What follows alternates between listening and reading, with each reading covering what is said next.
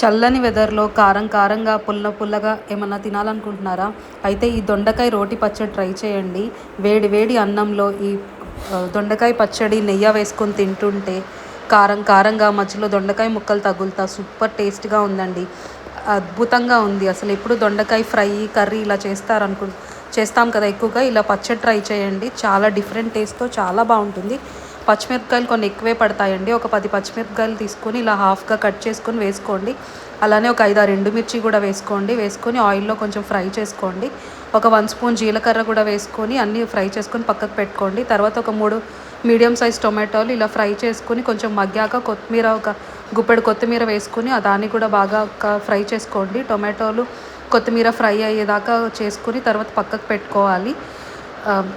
తర్వాత దొండకాయ ముక్కలు ఇలా చిన్న చిన్నగా కట్ చేసుకొని అవి కూడా కొంచెం ఆయిల్ వేసుకొని ఆయిల్లో బాగా మగ్గించుకోవాలి, బాగా ఫ్రై చేసుకోవాలి. కొంచెం టైం పడుతుందండి దొండకాయలు ఫ్రై అవ్వడానికి. మధ్యలో కలుపుకుంటా ఇట్లా ఫ్రై చేసుకోవాలి, బాగా మగ్గిపోవాలి దొండకాయలు.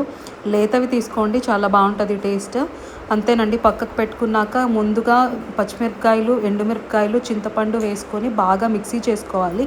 చాలా మెత్తని పేస్ట్ చేసేసుకోవాలి. ముందు ఇవి మాత్రమే మిక్సీ చేసుకోండి. కొంచెం చింతపండు కూడా వేసుకోవాలి. ఒక నిమ్మకాయ, చిన్న నిమ్మకాయ సైజు చింతపండు, తగినంత ఉప్పు కూడా వేసుకొని ఇప్పుడు మిక్సీ చేసుకోవాలి. చూపిస్తున్నట్టు ఇట్లా మెత్తగా పేస్ట్ చేసుకోండి.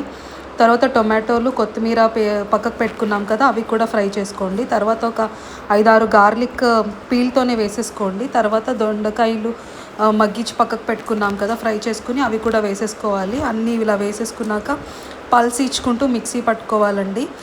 ఇవేమో తడకాకి కావాల్సిన సామాన్లు. కడాయిలో మళ్ళీ కొంచెం ఆయిల్ వేడి చేసుకొని శనగపప్పు, మినప్పప్పు, ఆవాలు, జీలకర్ర, ఎండుమిర్చి, కరివేపాకు వేసుకొని కొంచెం ఇంగువ వేసుకొని తాలింపు వేసుకొని పచ్చడిలో వేసేసుకొని పైన కొత్తిమీరతో గార్నిష్ చేసుకోండి. అసలు అద్భుతమైన టేస్ట్ అండి. డెఫినెట్గా ట్రై చేయండి, షేర్ చేయండి, లైక్ చేయండి, సబ్స్క్రైబ్ చేయండి.